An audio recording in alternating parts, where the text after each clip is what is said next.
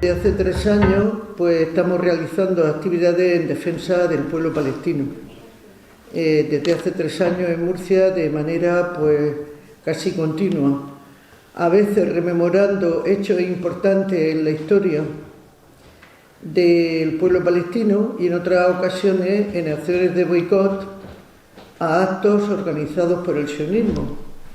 Y bueno, pues entre las actividades que queríamos hacer con motivo del 15 de mayo, que el 15 de mayo del 48 se señaló como el día de la Nakba, de la catástrofe, cuando se constituyó el Estado de Israel y echaron a casi 900.000 palestinos de sus tierras, pues, pero por los acontecimientos que están sucediendo estas 2 últimas semanas, pues se precipitó la convocatoria de una concentración el sábado pasado y el sábado próximo habrá la manifestación que había prevista, marcha y concentración que había prevista, y en vista de los acontecimientos decidimos adelantar otro acto.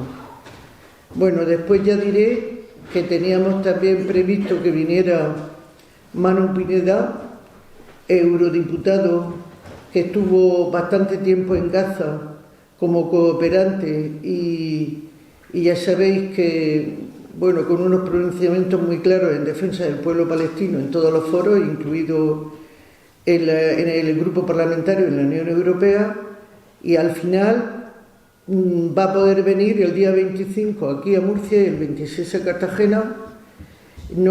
Todavía no se ha publicado porque estamos pendientes de los locales en los que se va a llevar a cabo, y él hablará del tema de Palestina y la Unión Europea como título. Luego, de todo lo que haga referencia, ya lo anunciaré al final también, por si viene alguna persona más, y si no, mañana mismo yo creo que podremos ya pasar el cartel de anuncio de este acto.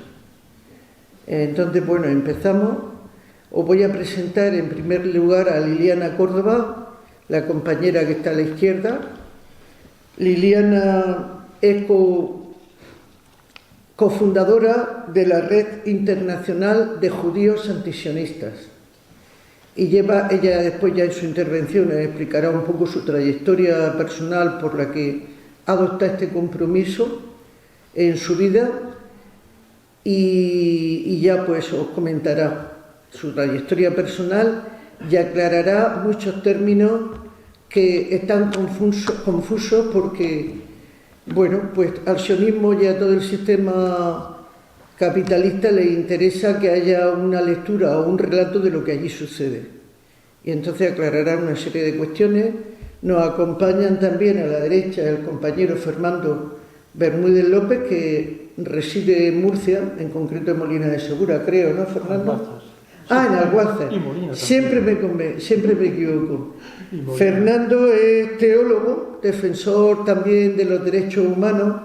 Vivió durante varios años en Guatemala en este tipo de trabajo de compromiso por los derechos humanos, y también está en el equipo coordinador de Amnistía Internacional de Murcia. Militante, no sé si es el equipo, pero militante de Amnistía Internacional de Murcia, y también está en el grupo que hay en la región de diálogo interreligioso. Ya después él, pues, que matice todo lo que quiera matizar. El compañero Yahia Saruni, ¿lo he pronunciado bien, Yahia? Vive en Murcia ya tiempo, no sé ahora él dirá cuánto, es periodista.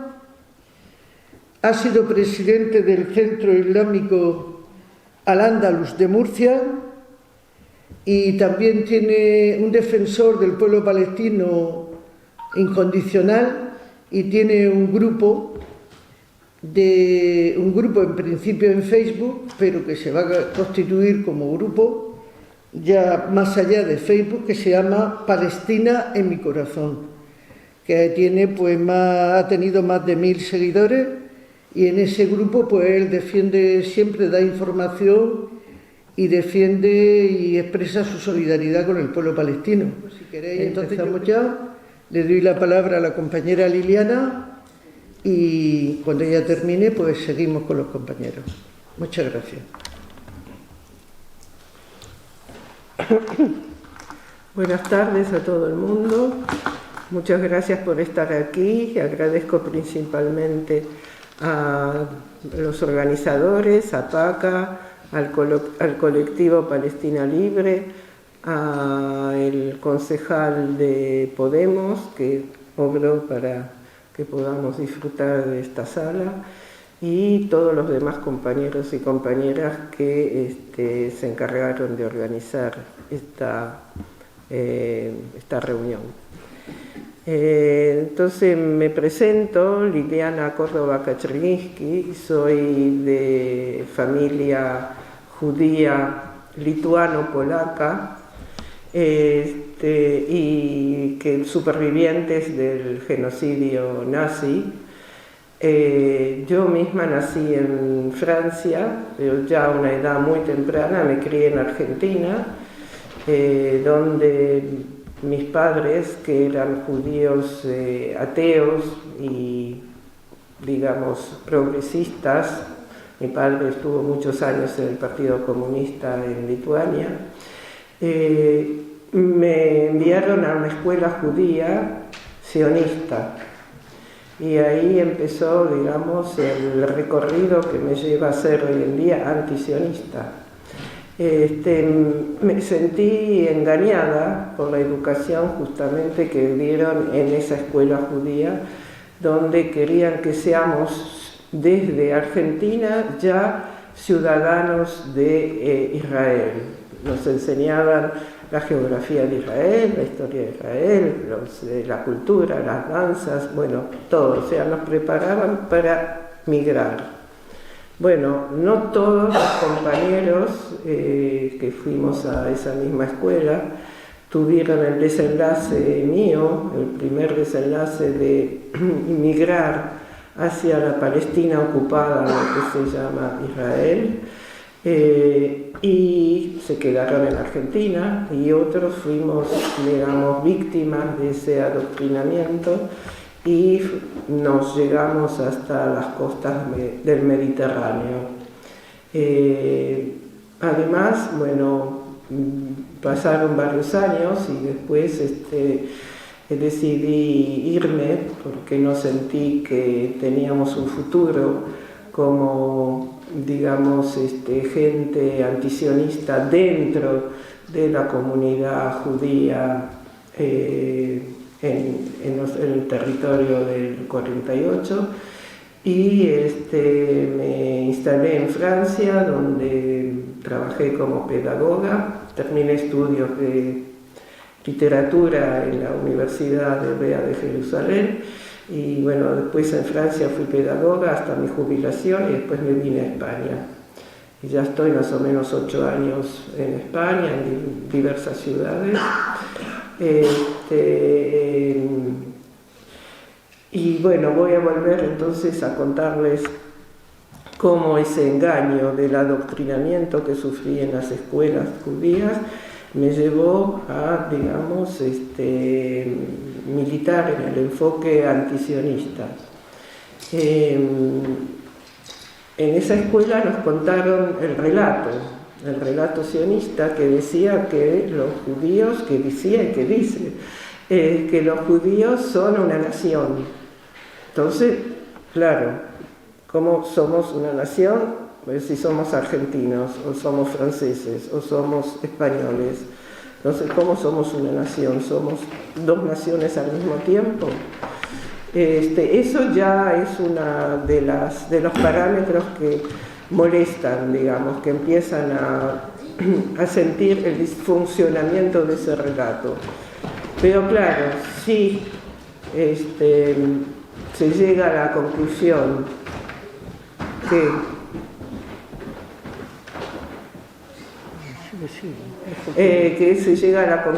que los judíos no son una nación, entonces toda la pretensión que tiene el sionismo sobre los derechos históricos en Tierra Santa cae por su peso. Entonces nos preguntamos, ¿qué son los judíos? Los judíos pueden ser religión. Religión creo que no hay que explicitar mucho. Es común, todo el mundo conoce que hay una religión judía, pero sabemos también que hay muchos judíos que no son religiosos, que son agnósticos o laicos o ateos. Entonces, ¿qué son si se siguen considerando judíos? Puede ser una cuestión de identidad, puede ser una cuestión cultural, puede ser también por lealtad a la historia familiar. Hay muchas razones por qué los judíos que no son religiosos, porque para los judíos religiosos no hay ningún tipo de, digamos, cuestionamiento, porque está claro, si practican, creen y practican la religión, ya está, son judíos. El problema empieza la confusión, si se quiere, o las dificultades para definirse cuando los judíos no religiosos, como es el caso ya de mi familia, no de los abuelos, que sí lo eran, pero de mis padres, por ejemplo, que ya eran judíos ateos, pero se consideraban muy pertenecientes al colectivo judío, no al pueblo judío, al colectivo judío. Y otros que manifiestan una lealtad histórica a la familia, que porque la familia es judía, nosotros vamos a seguir con la tradición, o porque la familia sufrió persecución, sienten como un deber de continuar a llamarse judíos. Y puede haber también, digamos, otras circunstancias, que por ejemplo haya gente que ha sufrido persecuciones judeófobas y que diga, no, justamente porque me consiguen, me afirmo en mi identidad judía. Puede haber muchos motivos, pero lo que nosotros como judíos antisionistas afirmamos, que no somos una nación, y después, como cada uno quiera definir su identidad o su pertenencia al colectivo judío, ya es una cuestión personal. Pero justamente el relato sionista empieza a partir de eso, que los judíos son una nación, entonces tienen derechos nacionales y el derecho a la autodeterminación. Y esa es la base, si se quiere, del sionismo. O sea, que tienen derecho a colonizar la tierra. El argumento más potente es decir que la Tierra Santa perteneció en algún momento a los hebreos, y los hebreos son los judíos. Bueno, todas esas cosas son, aunque haya una parte cierta en el enfoque histórico, al mismo tiempo hay que ver que eso son historias que no se sabe ciencia cierta dónde estaba, cuánto tiempo los judíos, digamos, primero entre los hebreos y los judíos, cuáles son las relaciones. Mucha gente dice que los judíos son una raza, pero eso es casi un total invento, un fake news total, porque si uno está 15 minutos en Tel Aviv se da cuenta que la gente no tiene para nada, todos los rasgos fisonómicos de la gente son todos diferentes. Están los judíos, entre los judíos europeos también hay diferencia, y hablemos entre los judíos que vienen de los países musulmanes, que se parecen a los musulmanes de esas tierras, de donde vienen. Judío marroquí se parece a un marroquí, un judío yemení se parece también a los musulmanes yemeníes, etc. Eso quiere decir, cuando uno vislumbra y ve esa heterogeneidad que hay de los judíos en, por ejemplo, un lugar, una ciudad de Israel, uno se da cuenta que hablar de raza es completamente absurdo. Y justamente mirando a la gente, que uno se da cuenta que el colectivo judío de hoy en día es un resultado también de gente que emigró desde Medio Oriente a partir de los diferentes momentos en que hubo una diáspora judía, sobre todo en Irak, en Babilonia, que migraron hacia diferentes puntos, pero la gran mayoría viene de conversiones y de mezcla con otros pueblos. Si no, no se puede explicar por qué un judío yemení se parece al musulmán yemení. etcétera, etcétera. ¿Y por qué yo me parezco a una polaca? Que lo sé muy bien porque gente que es polaca o que vivió en Polonia me miran y me dicen directamente, usted es polaca. Bueno, o sea, que hay muchas evidencias que la parte semita del colectivo judío de hoy en día es bastante reducida. Puede ser que haya, por supuesto, pero es bastante reducida. La gran mayoría viene de conversiones de gente diferente al judaísmo y también vienen de matrimonios mixtos y, bueno, digamos, de mezclas diversas. Entonces, lo único que podemos definir que sí, que todo lo que unía a toda esa gente era la religión en su tiempo. Y hoy en día la religión sigue uniendo, pero es una parte del colectivo judío que, por ejemplo, en Argentina o en Francia, se puede decir que más o menos la mitad de los judíos no son practicantes religiosos, ni se sienten identificados con la religión judía, pero tienen, digamos, diferentes formas de ser parte de ese colectivo, si así lo sienten. También hay muchos que se van de ese colectivo, que sienten que no pertenecen más, porque por diversas razones y no quieren ser parte del colectivo judío. De todos modos, mismo nosotros que no somos parte de las colectividades judías representativas institucionales por decisión, porque son todas, digamos, afines al proyecto sionista,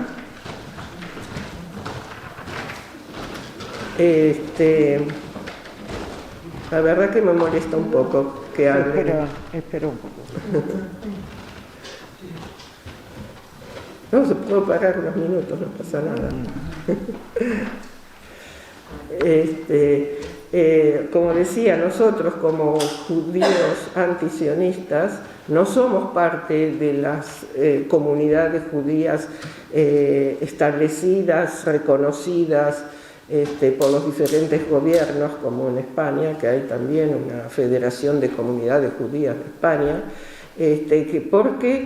no porque no querramos ser parte, sino que simplemente ellos, su función no es defender a los judíos del mundo, o sea, cada uno en su país, sino es ser portavoces del relato sionista y de la propaganda sionista. Y los pusieron ahí, digamos que Israel trabajó y trabaja de manera muy contundente para que esas comunidades judías existan, porque eso es la mejor, digamos, justificación, la mejor muletilla para decir que ellos, o sea, que el sionismo y el gobierno de Israel habla en nombre de todos los judíos.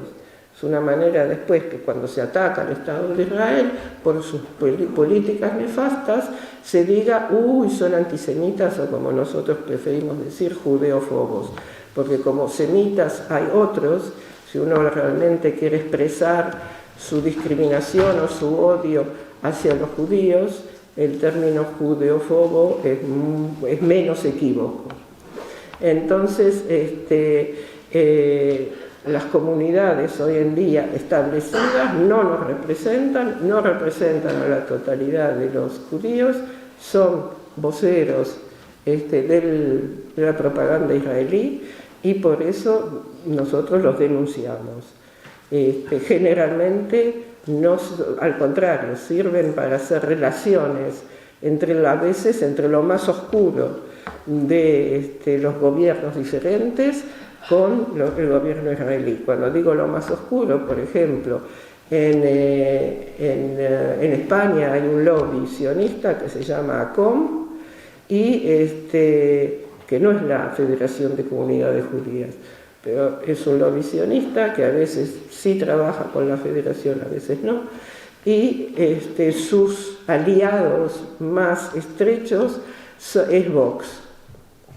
Y no es una investigación, digamos, muy sofisticada de algún hacker para llegar a esa conclusión, que abiertamente ese lobby se saca fotos y acompaña a Vox, y Vox acompaña a ACOM, o sea, se utilizan mutuamente para anti-Palestina, que es a veces islamófoba y que es seguro anti toda la izquierda, o sea, anti-Izquierda Unida y Podemos, como grandes diablos, digamos, de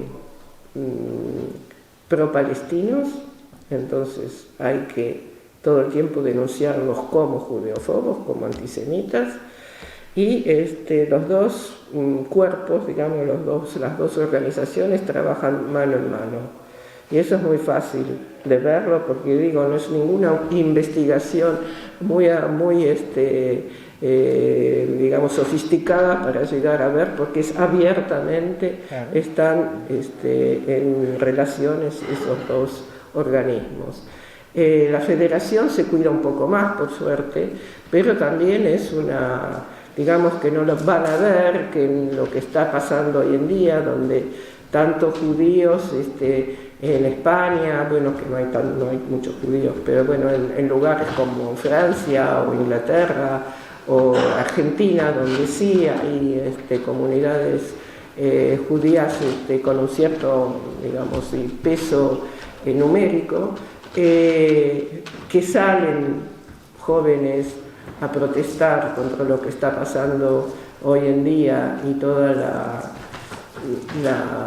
digamos, toda la agresión que hace el gobierno israelí contra los palestinos, tanto desde el punto de vista de lo que pasa en Jerusalén y la política israelí de querer a todo precio que Jerusalén se vacíe de palestinos y que sea toda entregada, digamos, a la parte judía, o sea, que hacen una política completamente de supremacismo dentro de lo que es Jerusalén y en otros lugares también.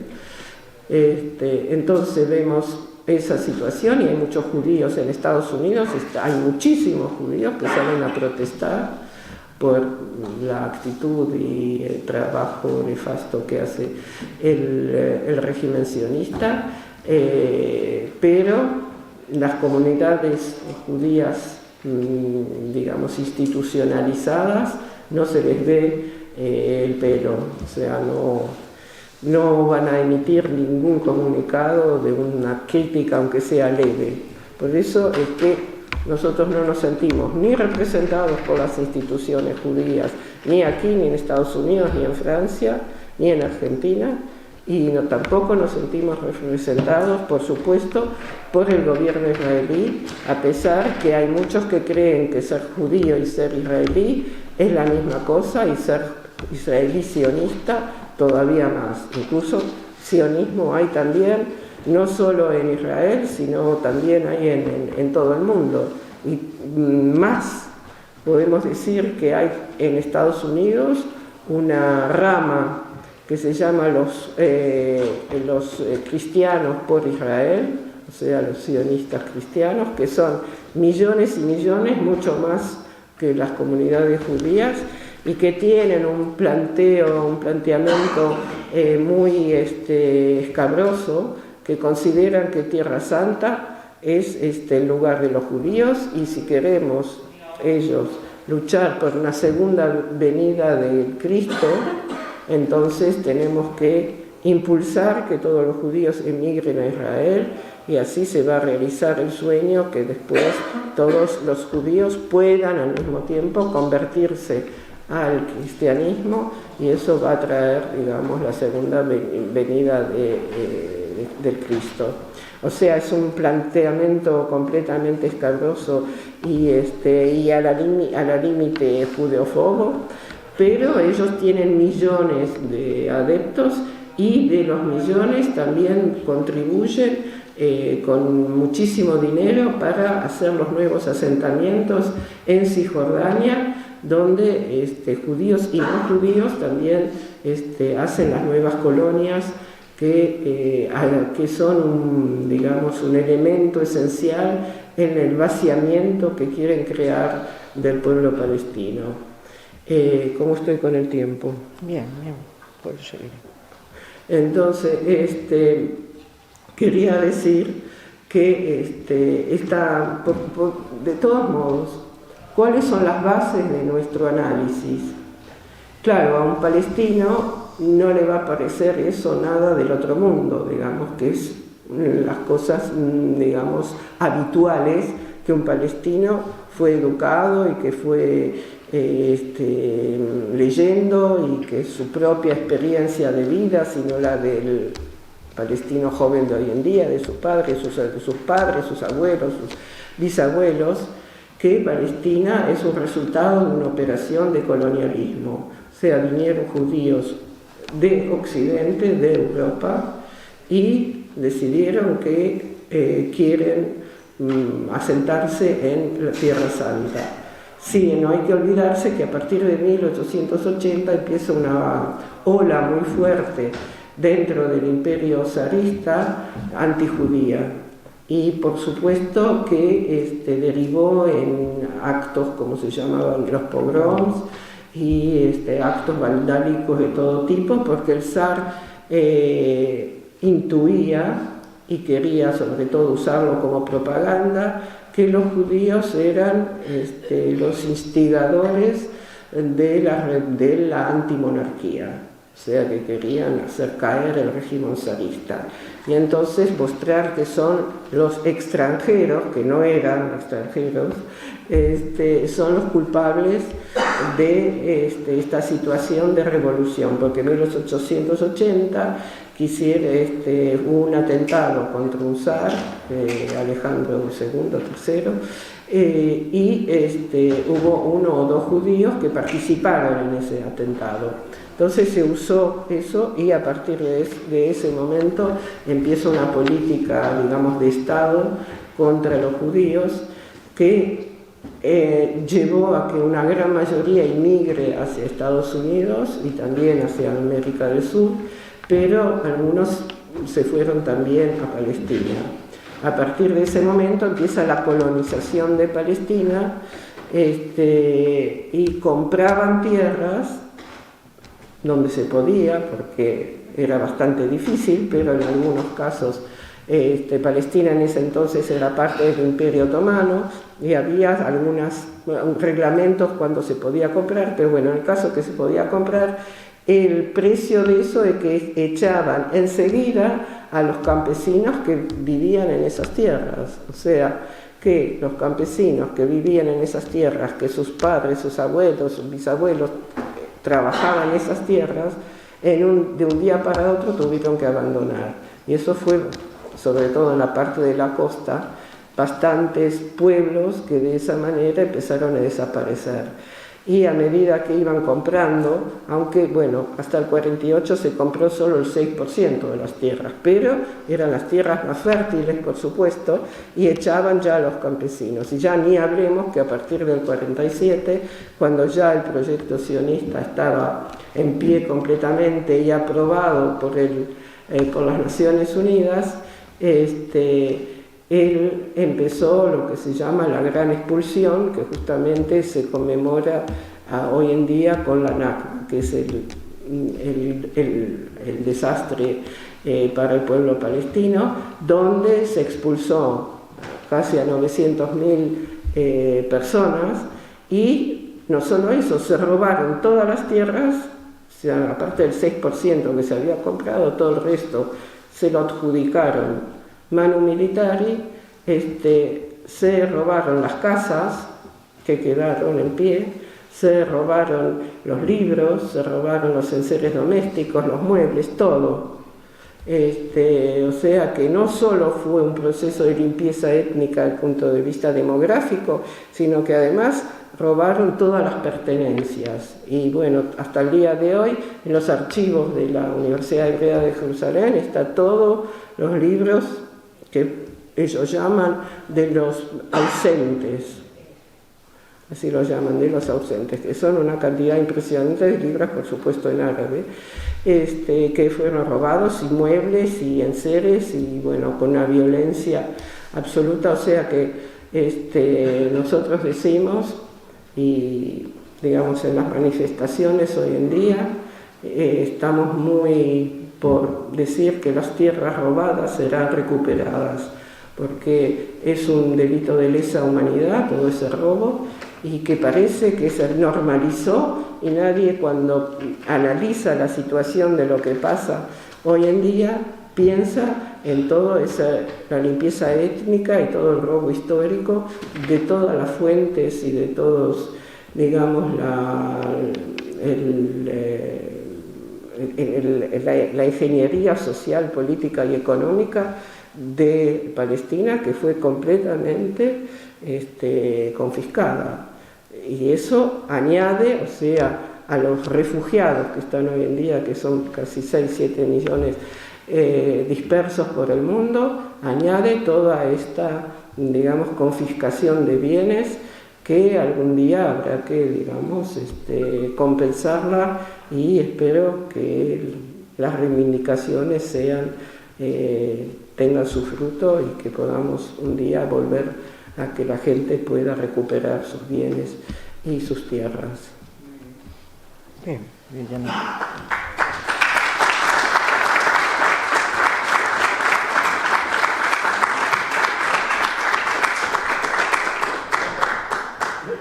Bueno, pues si quiere ahora el compañero Fernando hacer su aportación a esta mesa redonda y a esta temática. Buenas tardes a todos y a todas ustedes. En primer lugar, quiero agradecer a Liliana esta reflexión y con esta claridad que nos ha dado sobre lo que es realmente el mundo judío, el sionismo, y sobre todo de dónde viene ese apoyo internacional para la construcción de los asentamientos judíos en los territorios de Cisjordania. Acércate un poquito. ¿Se oye? Acércate un poquito más ¿Sí? a la boca. Vale, bien. En 1948, más de 800.000 palestinos, aproximadamente la mitad de la población que había entonces en el territorio de Palestina, fueron expulsados, como decía Diana, de sus hogares y de sus tierras por los judíos sionistas para la creación del Estado de Israel. Cada 15 de mayo los palestinos recuerdan el día de la Nakba, que quiere decir la catástrofe, porque los palestinos recuerdan ese día triste para reafirmar el derecho al retorno a sus tierras que ahora forman parte de Israel. Yo voy a comenzar compartiendo con ustedes dos testimonios. Después haré una breve reflexión sobre la situación que hoy vivimos. En 1976, después de la guerra, 10 años después de la guerra de los 6 días, me dieron una beca de Secours Catholique de Francia para hacer un curso bíblico en Jerusalén. En esos meses tuve la oportunidad de visitar el Museo del Holocausto, ¿verdad? El Museo del Holocausto de Jerusalén, en memoria de las víctimas del Holocausto perpetrado por los nazis contra los judíos. Es incomprensible lo que el ser humano es capaz de hacer. Entre 5 y 6 millones de judíos fueron muertos en las cámaras de gas del régimen nazi. Yo creo que ni los animales más salvajes harían lo que hicieron los nazis. Unas semanas después, que yo quedé impactado de esa visita, unas semanas después, un palestino nos llevó al campamento de refugiados de Anatot. Para los cristianos, Anatot sabéis que es el pueblo de donde era el profeta Jeremías. a unos kilómetros al norte de Jerusalén. Allí había un campamento de refugiados y me encontré con multitud de familias palestinas expulsadas de sus casas y de sus tierras por el gobierno de Israel, viviendo en condiciones verdaderamente inhumanas después de haber perdido todo lo que tenían, incluso familiares y amigos asesinados. Multitud de niños corrían de un lugar a otro en un estado deplorable.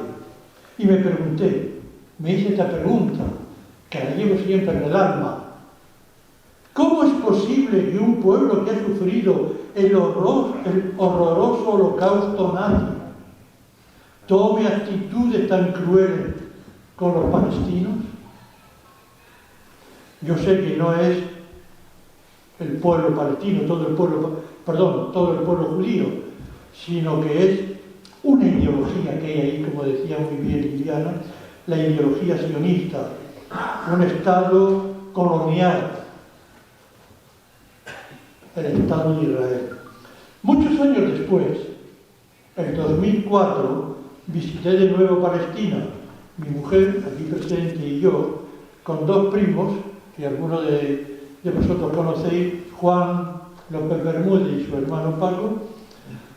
Acompañamos al obispo guatemalteco, hoy cardenal Ramazzini, en una visita de solidaridad con Palestina. Nos acogió el patriarca de Jerusalén, Michel Sabah, y gracias a él tuvimos la oportunidad de visitar ciudades prohibidas. ¿Qué vimos y qué escuchamos? Vimos un pueblo ocupado militarmente, ciudades y pueblos cercados por grandes alambradas, con pinchos, con púas, aislados completamente unos de otros. Vimos patrullas de soldados israelíes con la mano en el gatillo, pateando calles y mercados. Vimos el muro que el gobierno ha construido de norte a sur para aislar al pueblo palestino. Vimos pueblos como Belén completamente desérticos, tiendas cerradas, con una economía estrangulada por falta de peregrinos.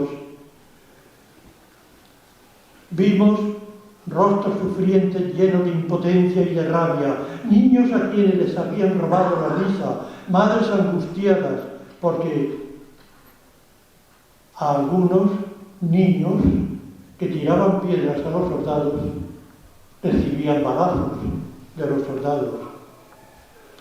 En los días que estuvimos allá, 113 asesinatos solo en la franja de Gaza, entre ellos 42 niños. Escuchamos en Taibe al párroco palestino natural de Jenin, que nos dijo que los soldados israelíes, a las órdenes del primer ministro Ariel Sharon, destruyeron con terribles máquinas las viviendas de sus familiares y de muchos de sus paisanos, y la población tuvo que dispersarse. Palpamos la impotencia y el dolor de un pueblo que sufre la represión por parte de aquellos que un día sufrieron el nazismo. El patriarca Michel Sabah nos posibilitó entrevistarnos con el representante de Catholic Relief Service, CRS de Estados Unidos, que es el equivalente a Caritas. Con él programamos una visita a Calquilia, una de las muchas ciudades prohibidas. Al utilizar este norteamericano, un coche con matrícula de su país, se nos hizo posible circular por carreteras donde ningún palestino puede transitar. Después de más de una hora de camino desde Jerusalén, llegamos a Calquilia. Es esta una ciudad de alrededor de 40.000 habitantes, cercada con doble verja de aproximadamente 2 metros de altura, con grandes alambradas enrolladas y con pinchos. Imposible traspasar ese cerco. Hay una sola entrada, una sola puerta de entrada y de salida, controlada por soldados israelíes con ametralladoras en mano y perpetrados en trincheras. Para salir a sus campos de olivos o de viñas o de trigo, la población de Calquilia debe de pedir autorización a los militares israelíes. A veces tienen que esperar 1, 2 o más horas para salir o para entrar a su pueblo. Recorrimos las calles de la ciudad de Calquilia. Vimos multitud de gente por todas partes. Allí la gente se siente prisionera en su propia tierra, como los de Gaza. Presos en su propia ciudad. No pueden salir de ahí, solamente a los campos, y muy controlados. Los colonos sionistas les quitaron la fuente de agua para abastecer el asentamiento judío que se llama Menashe. Es por eso que CRS, como parte de la Iglesia Católica, estaba construyendo un pozo para abastecer a la población. Nos decía un campesino palestino, nos quitan nuestras fuentes de agua, con lo cual la economía y la vida del pueblo ha quedado completamente paralizada. Otro nos comentaba, muchos se han ido fuera, han pedido permiso a las autoridades militares para salir fuera a otros lugares, porque ya no aguantan. Pero yo no me voy a mover de aquí. Aquí he nacido y aquí quiero morir. Hay una aldea, Hoyuz, una aldea de apenas 2.000 habitantes, al oeste de Calquilia. Los campesinos palestinos vieron con sorpresa cómo de la noche a la mañana los israelíes abrieron una profunda y larga zanja por medio de sus tierras, destruyendo campos de olivo, campos de viña, de trigo, para levantar el muro, el famoso muro. De esta manera no solo les quitan el agua ni la tierra, sino que además los incomunican entre sí. Después de ver y escuchar durante toda una mañana a la gente, compartieron con nosotros una sencilla comida. Pan con aceite. Esa fue la comida. Pan amasado con el sacrificio de un pueblo a quien le han robado el derecho de ser libre. Y aceite que es como un bálsamo que alivia y suaviza su ya larga resistencia. Estos días hemos conmemorado el 73 aniversario de la invasión a Palestina por parte del Estado sionista de Israel, el Nakba. Cada vez Israel va ocupando más territorios palestinos y construyendo nuevos asentamientos de colonos. Y lo triste es que la comunidad internacional permanece callada. Es justo señalar que, y hay que decirlo, que en Israel hay movimientos y organizaciones judías, y yo he conocido allí y aquí en España, que desaprueban esa política colonialista, esa política genocida. El otro día incluso vi por televisión a Meir Margarit, no sé si lo conocéis. Sí, pero no estoy de acuerdo con tu análisis No sobre él. No. Bueno, yo lo conocí en una, aquí y allá, pero bueno. Y está en contra de destrucción de las casas, según nos dijo él.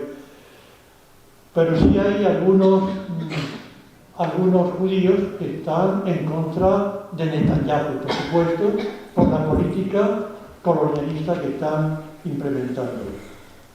El conflicto que hoy vivimos viene de lejos, pero ya se ha recrudecido a causa de los desalojos violentos de familias palestinas por parte de las fuerzas israelíes en el barrio Sheikh Jarrah de Jerusalén Este, con el fin de seguir anexionándose territorios. Los agentes israelíes ocuparon la mezquita de Aqsa en Jerusalén este mes, y Hamás dio un ultimátum a Israel para que la abandonase, y al no hacerlo, lanzaron misiles contra el territorio israelí, ante lo cual Israel ha lanzado una ofensiva de bombardeo contra la franja de Gaza. Amnistía Internacional ha manifestado que las fuerzas israelíes han mostrado un escandaloso desprecio por la vida de la población civil palestina, llevando a cabo una serie de ataques aéreos contra edificios residenciales, en algunos casos matando familias enteras, incluso niños y niñas, y causando destrucción injustificada de bienes civiles. Los bombardeos de Israel, sigue diciendo Amnistía, en zonas densamente pobladas, son crímenes de guerra, crímenes de lesa humanidad. El lanzamiento indiscriminado de cohetes por parte de grupos armados palestinos también, según Amnistía, son crímenes de guerra porque van a una población civil. Un artículo también de un miembro de Amnistía que recibí esta mañana señala que la tecnología militar israelí parece que busca hacer desaparecer a la población de Gaza porque todo el pueblo gazatí, todos sus niños y sus niñas, las mujeres embarazadas o las que están en edad de procrear, son la mayor amenaza que el Estado sionista enfrenta desde su nacimiento, la amenaza demográfica. Lamentablemente, por el momento, no se le ve solución. Y antes de terminar quiero decir porque Estados Unidos no tiene voluntad política de exigir a Israel respeto a las resoluciones de Naciones Unidas para propiciar un diálogo con Palestina y llegar a acuerdos. Mientras no se llegue a un diálogo, la situación es de dolor, caos, muerte y miedo. La violencia engendra violencia. El argumento de Israel no es válido cuando dice que lo que hace es defenderse. Sin embargo, la ocupación del territorio palestino, tierra, agua, casa, es violencia y engendra una espiral de violencia. Bueno, yo no sé qué pensarán ustedes, pues lo vemos, sobre la actitud de Hamas de responder a Israel sabiendo que hay una desigual fuerza militar y llévala de perder totalmente. Pero esto lo podemos discutir después. Ya finalmente considero que el único camino es la negociación y la retirada total de los colonos israelíes de los territorios ocupados. El reconocimiento mutuo de la existencia de dos estados, el Estado de Israel y el Estado palestino, y que Jerusalén, ciudad santa de las tres religiones monoteístas, sea una ciudad con un estatus propio, con autonomía. Pero esto no se puede lograr sin que Estados Unidos, y por el momento parece que la política norteamericana, ni con los republicanos ni con los demócratas, vaya por este camino, abandone esta política expansionista, colonizadora e imperialista. Sanders decía el otro día que el papel de Estados Unidos debería ser unir a los pueblos de la región y no apoyar al gobierno sionista de Israel.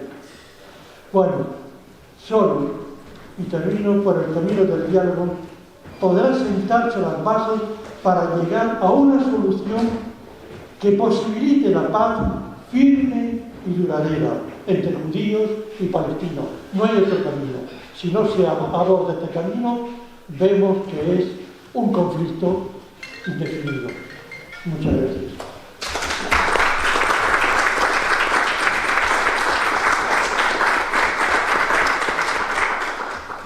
Bueno, ahora va a intervenir el compañero Yahya Sharuni y luego abrimos, si quieren desde la mesa, algunas matizaciones o si no, desde el público, pues hacéis preguntas. ¿De acuerdo? A ver, Yahya. Buenas tardes y muchas gracias. La verdad que yo tenía preparado otra cosa, pero escuchando a Liliana y al compañero Fernando, pues me vienen ideas y para aclarar algunas cosas sobre la marcha. Sobre todo yo iba a hablar de la historia del pueblo judío y cómo llegó ahí, pero lo aclaró muy bien Liliana. Pocas cosas que pueda añadir. La verdad que la historia de Jerusalén, que mucha gente entiende que Jerusalén tiene más de 60 siglos, o sea, 4000 años antes de Cristo, fue fundado por los árabes cananeos, y los judíos que vivieron ahí en tiempos de rey David, como invasores, 400 años nada más, y no tienen derecho para estar ahí por haber vivido esos años.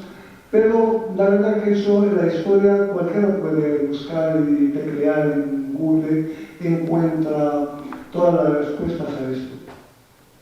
Pero otra cosa es la realidad. Como dice el compañero Fernando, si voluntad no tiene Estados Unidos para que se resuelva el conflicto, pero si nosotros tenemos voluntad, los pueblos, ¿sí? No vamos a esperar que Estados Unidos tenga la voluntad para resolver el conflicto.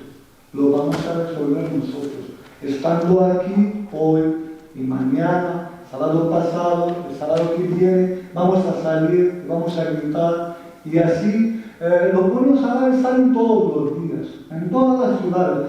Marruecos, el Estado, que no representa a los marroquíes, a su pueblo, ni Jordania, ni Yemen, ni Egipto, salen todos los días para manifestar, tienen voluntad, y no solamente de una manera de que estén dos estados, sino, no digamos, los judíos que vivían en Palestina son palestinos, los musulmanes que viven en Palestina son palestinos, los cristianos que viven en Palestina son palestinos. Existe, existía y va a existir un Estado palestino siempre. Quiera Estados Unidos o otros países o no quieren, los pueblos sí lo quieren. Y vamos a defenderlo y vamos a conseguirlo con paz. Pero vamos a conseguirlo, como se dice en árabe, inshallah, ojalá. Y no quiero abusar mucho del tiempo, solo lo que habéis aportado creo que es suficiente. Solo a lo que quiero yo decir es repetir que sí tenemos nosotros que luchar, vamos a luchar de manera que sabemos, pacífica, con las palabras, con gritos y hacer falta, pero vamos a conseguirlo inshallah. Y muchas gracias a todos.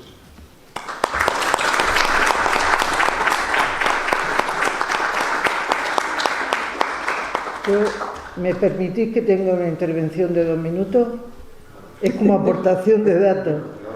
Bueno, lo digo porque preparando con otros compañeros el manifiesto de la concentración y de la marcha y concentración del sábado, pues en las resoluciones de la ONU hay una de ellas, la de 1975, la resolución 3236, dedicada al pueblo palestino. Ahí dicen el derecho del pueblo a la autodeterminación, el derecho del pueblo a retornar a Palestina y la devolución de sus propiedades. Y luego, en la Carta Magna de Naciones Unidas, habla que cuando un pueblo es colonizado, tiene el derecho a defenderse con todas las formas de lucha que considere necesario.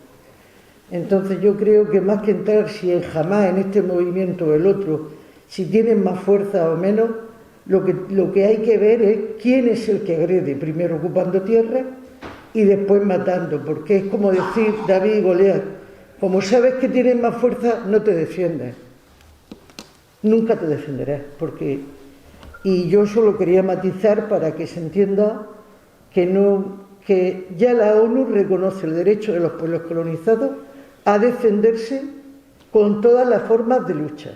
E incluso matiza, que me da miedo decirlo porque luego enseguida te acusan, dice, incluso la lucha armada, para defenderse. Yo simplemente lo quería decir porque se supiera que no vamos a hacer responsables los que se defienden con cohetes caseros, no los vamos a equiparar con los que están atacando y ocupando un territorio y matando, pero bueno, simplemente como decía Fernando, este es un tema que ahora podemos hablarlo y que seguro que tendremos distintas visiones, porque yo misma a lo largo de mi vida en muchas cosas he tenido distintas visiones. De hecho, pues cuando... Y bueno, perdonadme, pero es que quería hacer esa matización. Si queréis ya, pues se va a encargar alguien de pedir palabras y he dicho sobre todo si puede ser para preguntar.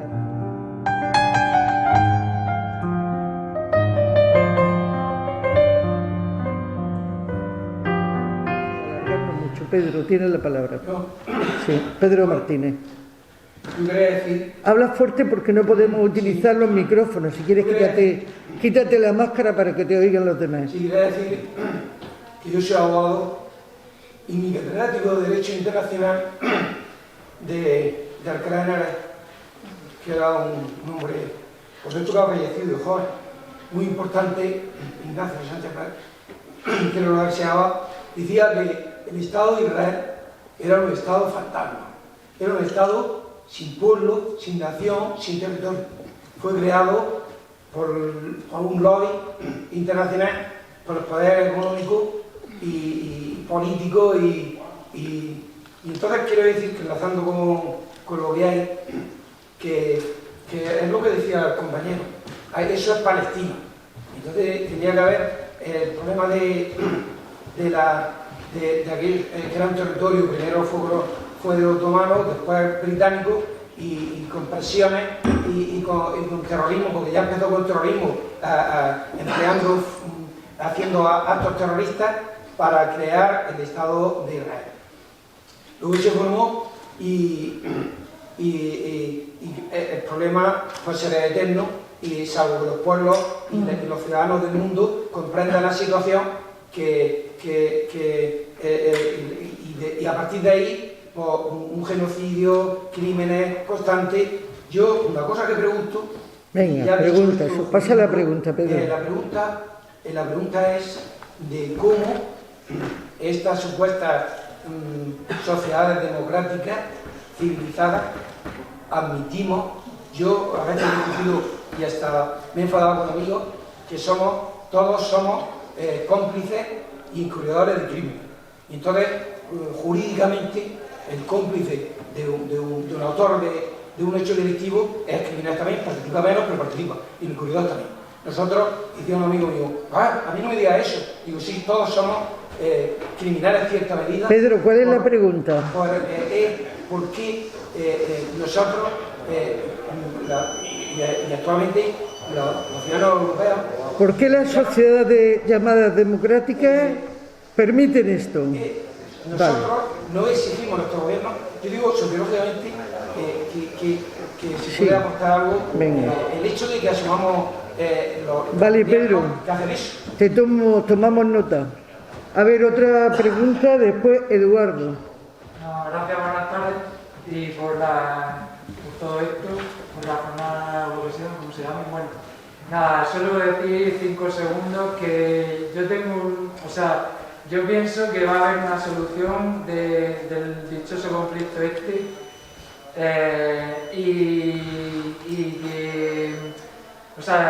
yo tengo un libro que es de un experto en solución de conflictos y yo creo que ese libro, que ahí está la clave, porque es posible, siempre es un hombre, un experto que se ha metido en todo tipo de conflictos y se soluciona.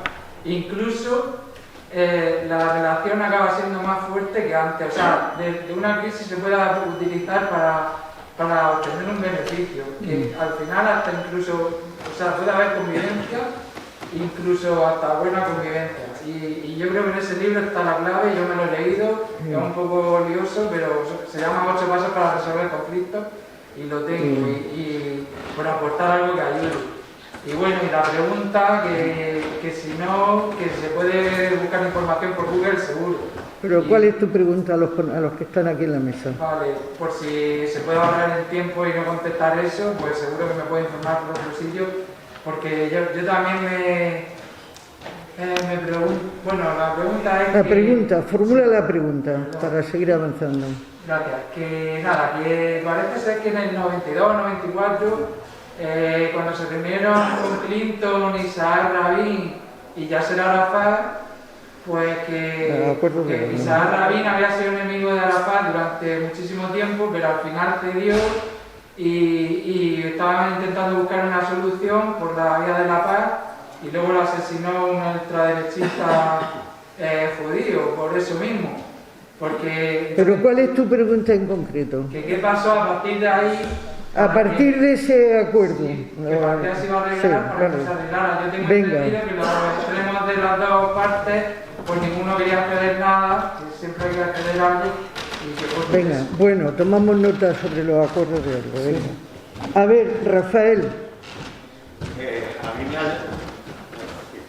A mí me ha llamado mucho la atención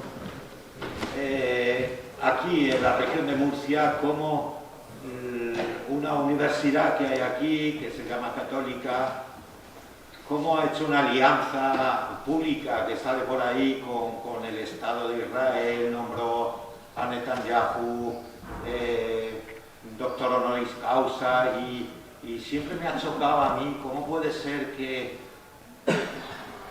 a veces se presentan estas luchas como entre religiones. Por favor, apagar los teléfonos. Y sin embargo, ahí vemos que dice, no es una lucha entre religiones. Quisiera los tres ponentes sacarais a relucir la estructura de clase que hay ahí detrás de este conflicto, cómo hay sectores también de pequeña burguesía dentro del pueblo palestino que son muy tibios, y sobre todo esa alianza terrible que hay entre sectores de otras religiones, sectores cristianos con el Estado de Israel. Sacar un poco a relucir eso que hay, porque si no nos quedamos un poco en diferencias entre pueblos y ya está, ¿no? Matizar lo que subyace a todo ese conflicto. Sí. Muy bien. A ver, Pedro Jesús. Sí, yo en primer lugar agradecer las palabras de los ponentes y quería preguntarle a Liliana concretamente si hay margen en Israel para la disidencia sionista. Perdona, es que no te he oído bien. Si hay margen en Israel para la disidencia sionista. O sea, si hay en Israel... sí, entendí. Sí.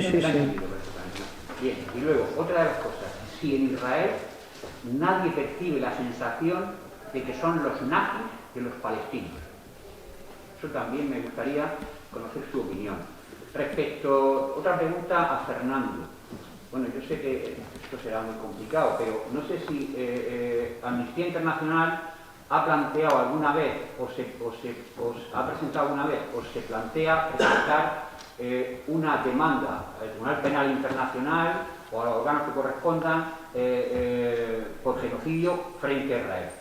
Si eso se lo ha planteado.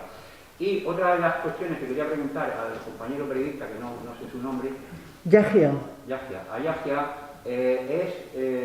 bueno, ¿cómo percibe como periodista un poco, cuando yo veo el telediario, veo una equidistancia, hablan de conflicto. Como periodista, ¿cómo lo ves, lógicamente, y cómo crees tú que se podría denunciar a las redes periodísticas, o cómo se podría contrarrestar esa equidistancia repugnante, por lo menos a mí me parece repugnante, que se hace desde los medios de comunicación? vale. A ver, la última palabra, Mariano Cano. Yo lo primero también agradecer a los ponentes que de alguna manera, desde luego, desmienten cómo estas religiones monoteístas nos han metido cada uno en su cajón para justificar sus desmanes, su inquisición, su expulsión de los judíos y la realidad que hoy vivimos en este mundo tan desestructurado. Indudablemente hablamos de Palestina y en la mesa tal vez nos falte algún palestino que nos hable realmente de ese sufrimiento después de 73 años de sufrir ese acoso, ese desprecio y ese hostigamiento. Y la pregunta va a Liliana. ¿Estados Unidos tiene una base militar en Israel? ¿Israel es un portaaviones en medio del mundo árabe? ¿O Israel es un tentáculo del imperialismo que forma parte de ese esquema montado después de la Segunda Guerra Mundial? Yo es lo que le preguntaría a Liliana.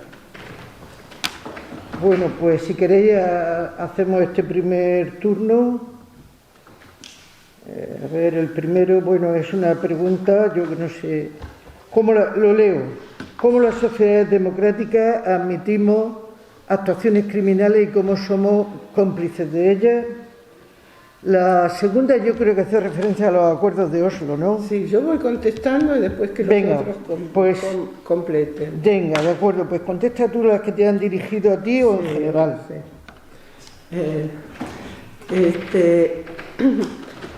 Me parece que la cuestión de por qué nuestros gobiernos son cómplices del proyecto sionista, yo diría que son cómplices de sus propios intereses, porque ¿qué hablamos?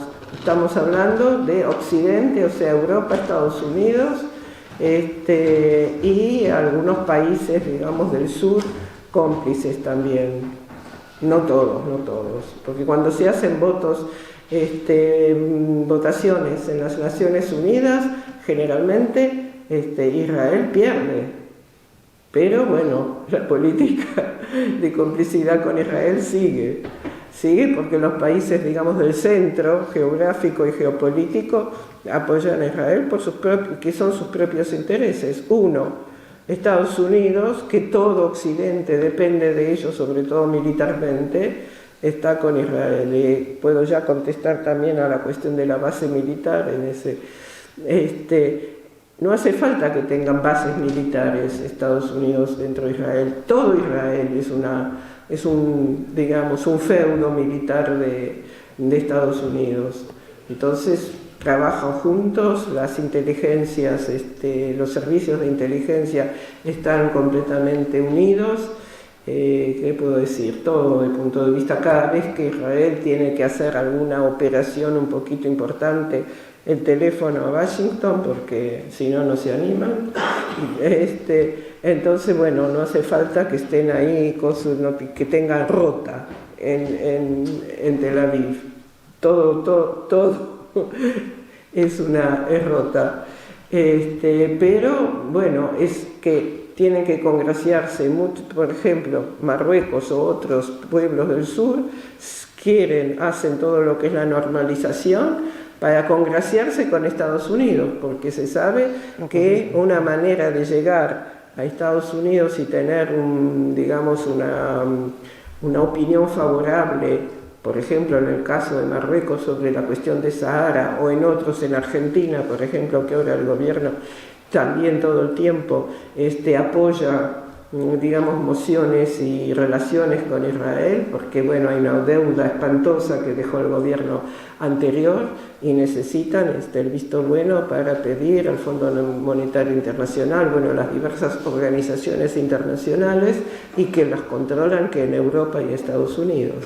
Entonces, todo el hecho que, como se dijo bien aquí, el capitalismo internacional, digamos, los poderes que están dirigiendo ese sistema económico son cómplices de Israel, porque Israel es una parte completamente integrada al sistema monetario, financiero, productivo de todo lo que es a nivel internacional, sobre todo en materia de informática, de seguridad militar. En todos esos campos Israel es muy fuerte y está integrado completamente en las multinacionales, sobre todo en esos aspectos, también en farmacéuticas, pero bueno.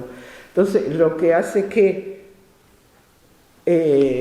digamos, lanzar un boicot a las empresas israelíes es afectarse a uno mismo, que no es el caso en África del Sur. En África del Sur, blanco, digamos, antes de terminar con el apartheid, había, sobre todo, era la cuestión de diamantes y oro. Bueno, eso digamos que no es una cuestión vital, no es como la economía de hoy en día, que hay ciertos insumos que son fabricados en Israel. Entonces, digamos, la dependencia que tiene el mundo de la producción israelí es importante. En cambio, en África del Sur era más fácil. ¿Y cuántos años tardó hasta que se decretó el boicot a África del Sur? Pasaron por lo menos 20 años. Y eso que no se dependía tanto de la producción, digamos, de África del Sur. Entonces, todo eso hace que seamos cómplices del sistema capitalista internacional. Entonces, es normal que para España sea más importante vender armas que tener, digamos, una postura ética con respecto a la violación de los derechos humanos. La cuestión de Oslo, de lo que el compañero aquí habló, por qué Rabin y Arafat, que se habían entendido, bueno, el texto de Oslo es muy en detrimento, que ese es el acuerdo que se había llegado entre Rabin y Arafat, es muy en detrimento de los palestinos. Los palestinos vieron una moneda de cambio muy importante que fue el reconocimiento de facto del Estado de Israel. ¿Y qué obtuvieron en cambio? No obtuvieron el reconocimiento de los derechos nacionales del pueblo palestino, sino solamente reconocer a la Organización de Liberación de Palestina, o sea, a una organización, no a los derechos nacionales. O sea, ni siquiera en ese caso, que obtuvieron tan poco, se pudo avanzar. Y más, ¿cuál fue el relato sionista? Decir que son los palestinos los culpables, como dijiste el compañero aquí. Sí, los dos extremistas no querían ninguno de los dos aflojar y hacer un compromiso, lo cual no es la realidad. Los palestinos vieron una moneda de cambio importantísima, el reconocimiento al expoliador, al torturador, al criminal, al que los desalojó de sus casas. Es un reconocimiento muy doloroso y muy importante. Y los otros le dijeron, bueno, los reconocemos ustedes como portavoz del pueblo palestino, punto. Y nada más, en definitiva. Los asentamientos quedaban, esto quedaba, les dieron unos mojones ahí de tierras para que puedan, digamos, hacer un tipo de política municipal. Pero derechos nacionales y de autodeterminación no se hablaba en los textos estos de Oslo. Y por eso es que hoy en día la gente más, digamos, combativa dentro del pueblo palestino no quiere escuchar hablar de esos acuerdos de Oslo, porque eso fue vender el oso y nunca tuvieron la piel de nada. Entonces, ¿para qué seguir con ese cantito? Había un compromiso en Oslo que pasado unos ciertos pocos años debían empezar a hablar sobre la autodeterminación, pero Israel nunca quiso empezar a hablar sobre la cosa importante. Al contrario, seguían la colonización, seguían los asentamientos. Entonces ahí los palestinos no tienen ninguna responsabilidad, al contrario, a la límite se dejaron engañar. Consciente o inconscientemente, eso ya es trabajo de los historiadores, lo dirán, pero no tenían ahí ningún fruto importante.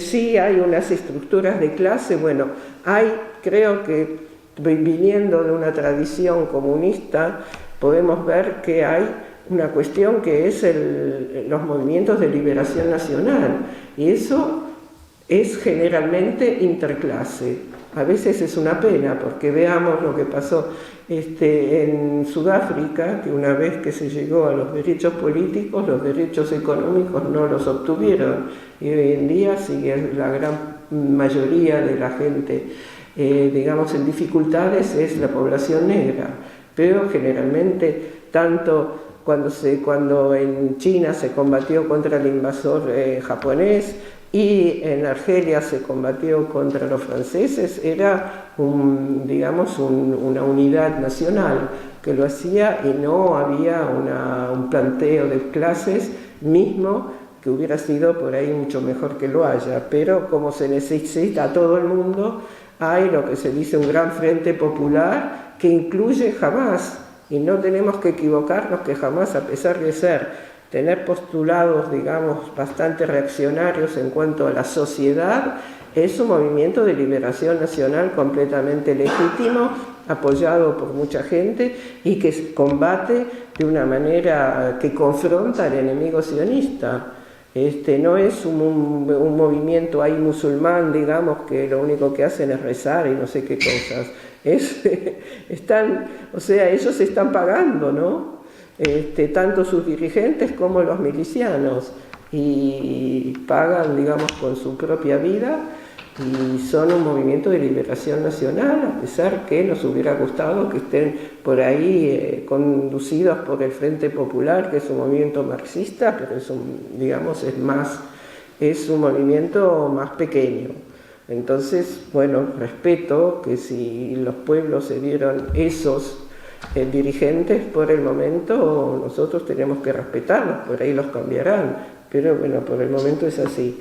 Y termino con la cuestión esta del margen para la disidencia sionista dentro del Estado sionista. Hay margen.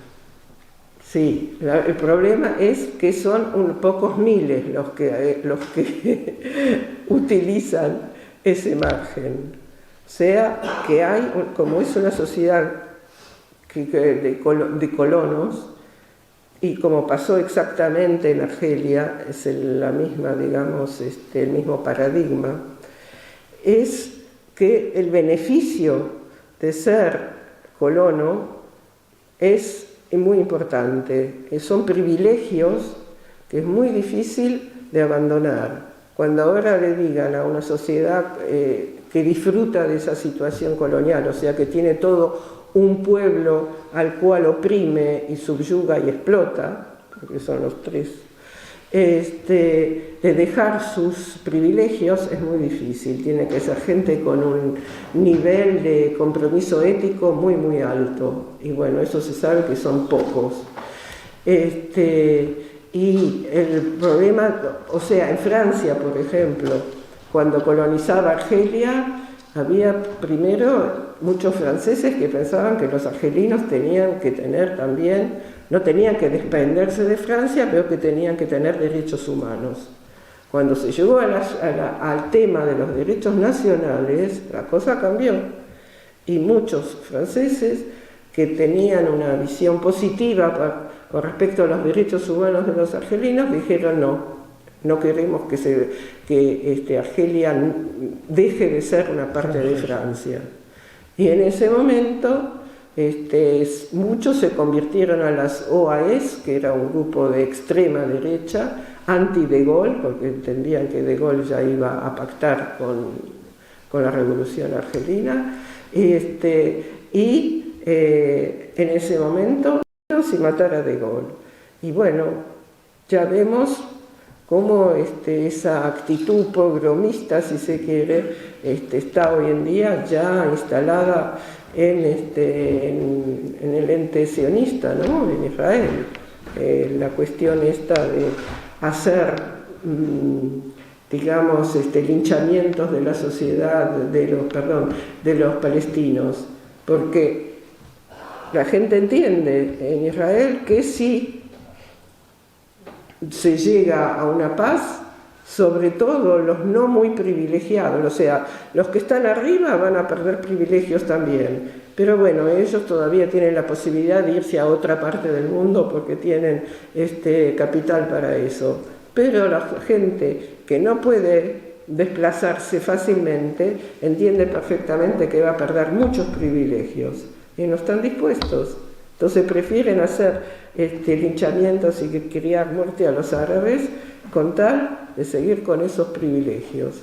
Y creo que, a pesar la cuestión de esos nazis con respecto a los palestinos, hay judíos hoy en día que dicen sí, estamos casi repitiendo, digamos, paradigmas de los nazis.